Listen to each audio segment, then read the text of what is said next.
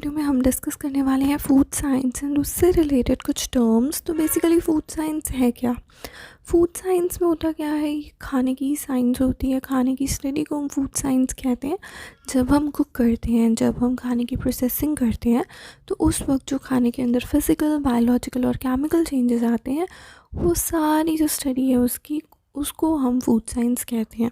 कुछ टर्म्स जो हैं वो एग्ज़ाम के पॉइंट ऑफ व्यू से इम्पॉर्टेंट है, जैसे कि बेकिंग। अब एग्ज़ाम में क्या होता है, आपसे पूछ लिया जाता है कि भाई बताओ ड्राई हीट मेथड कौन सा है, मॉइस्ट हीट मेथड कौन सा है। तो उसमें सबसे पहले टर्म आती है बेकिंग। तो बेकिंग क्या होती है? बेकिंग हम बेसिकली, ये एक ड्राई हीट मेथड है और हम इसको करते हैं ओवन में। कई बार हम इसको पैन में भी कर लेते हैं, कुकर में भी कर लेते हैं, पतीले में भी कर लेते हैं। उसकी एक अलग टेक्निक होती है। और बेकिंग में क्या होता है, जो भी खाने के अंदर मॉइस्चर होता है वो स्टीम में कन्वर्ट हो जाता है, जिससे कि ओवन के अंदर खाना कुक हो जाता है। कॉमन टाइप्स ऑफ फूड जिनको हम बेक करते हैं उसमें ब्रेड आते हैं, केक्स आते हैं, पोटैटोज़ एंड पेस्ट्रीज आते हैं। ब्लांचिंग की अगर मैं बात करूँ, ये मॉइस्ट हीट मेथड है।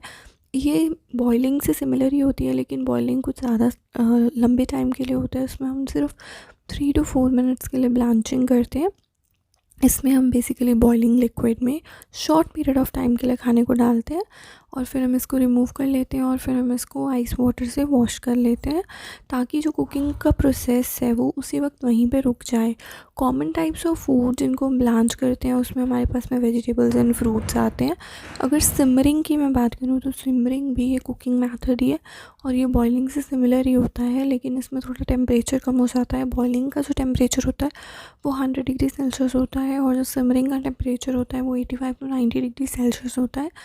इसमें हम बिलो बॉइलिंग पॉइंट कुक करते हैं और जो सिमरिंग का जो मेथड है वो basically gentler and slower method of cooking है as compare to boiling. Common types of food जिनको आप सिमर करते हो वो होते हैं vegetables, soups and sauces. Poaching की अगर मैं बात करूँ तो ये सिमरिंग से ही सिमिलर है, लेकिन इसका टेम्परेचर सिमरिंग से भी थोड़ा कम हो जाता है। इसमें 70 to 85 डिग्री सेल्सियस टेम्परेचर रहता है और इसमें जो खाना है वो बहुत ही धीमी आंच पे पकाया जाता है ताकि अंदर तक खाना कुक हो जाए, जैसे कि एग्स हैं। नेक्स्ट टर्म जो हमारे पास में है वो ग्रिलिंग। ग्रिलिंग भी एक कुकिंग मेथड ही है। अब हाँ जी, जो हमने भी मेथड्स पढ़े हैं उसमें जो ब्लांचिंग है, जो सिमरिंग है और जो पोचिंग है वो मॉइस्ट हीट मेथड्स हैं। बेकिंग आपका ड्राई हीट मेथड है और वैसे ही जो ग्रिलिंग है वो भी ड्राई हीट मेथड ही होता है। इसमें बेसिकली क्या होता है, इसमें बहुत सारे सोर्सेज होते हैं ड्राई हीट करने के, जैसे कि आप चारकोल यूज़ कर सकते हो, वुड गैस यूज़ कर सकते हो, इलेक्ट्रिक हीटेड ग्रिलर्स भी आप यूज़ कर सकते हो। और आज के टाइम में हम इलेक्ट्रिक हीटेड ग्रिलर्स यूज़ करते हैं, हमें अगर बर्गर, सैंडविच या ब्रेड को ग्रिल करना है। तो कॉमन टाइप्स ऑफ फूड जिनको आप ग्रिल करते हो उसमें fish, meat, vegetables and breads आते हैं। अब अगर मैं फूड पिगमेंट्स की बात करूँ, जैसे कि एक पर्टिकुलर वेजिटेबल है, उसका वो कलर क्यों है, किसकी वजह से है, तो वो एक पर्टिकुलर पिगमेंट की वजह से है। वो पिगमेंट जो है वो किसी की वजह से होता है। अब जैसे कि अगर ग्रीन कलर है तो ग्रीन कलर होने का मतलब क्या है कि उसमें क्लोरोफिल प्रेजेंट है। येलो पिगमेंट तो डीप रेड या ऑरेंज कलर है तो उसमें कैरोटीनॉइड्स प्रेजेंट है। कैरोटीनॉइड की वजह से ही ये कलर आता है। And yellow, red, blue pigment है तो फ्लेवोनॉइड्स की वजह से ऐसा कलर आता है। रेड, ब्लू, पर्पल पिगमेंट है तो वो according to the pH level तो वो कलर आता है एंथोसियानिन की वजह से। वाइट जो कलर होता है, जैसे कि मूली का कलर होता है वाइट, तो वो आता है एंथोक्सैंथिन की वजह से। अब क्लोरोफिल फियोफाइटिन में कब चेंज हो जाते हैं, जब आपके ग्रे ग्रीन कलर पिगमेंट्स जिन भी वेजीज में प्रेजेंट होते हैं तब हम बोलते हैं कि इसमें फियोफाइटिन प्रेजेंट है। और जब ऑलिव ग्रीन कलर प्रेजेंट होता है तब हम बोलते हैं इसमें फिनोफाइटिन प्रेजेंट है। अब अगर फ़ैट्स की बात करें तो दो तरीके की फ़ैट्स होती हैं, saturated and unsaturated. Saturated fats हमारी बॉडी के लिए अच्छी नहीं होती हैं, वो बैड फैट्स की कैटेगरीज़ के अंदर आती है।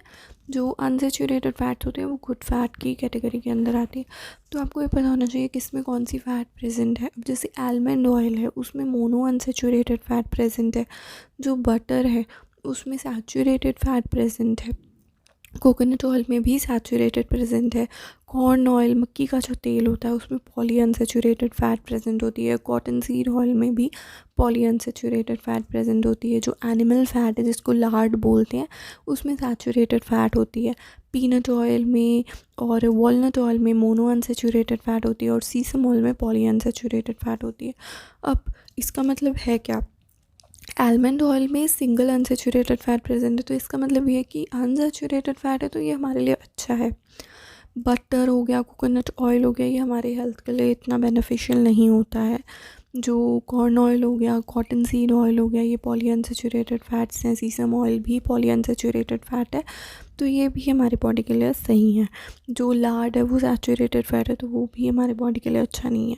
जो पीनट ऑयल है, वॉलनट ऑयल है और ये मोनो अनसेचुरेटेड फैट्स इसमें प्रेजेंट होते हैं, ये भी हमारी बॉडी के लिए अच्छे होते हैं।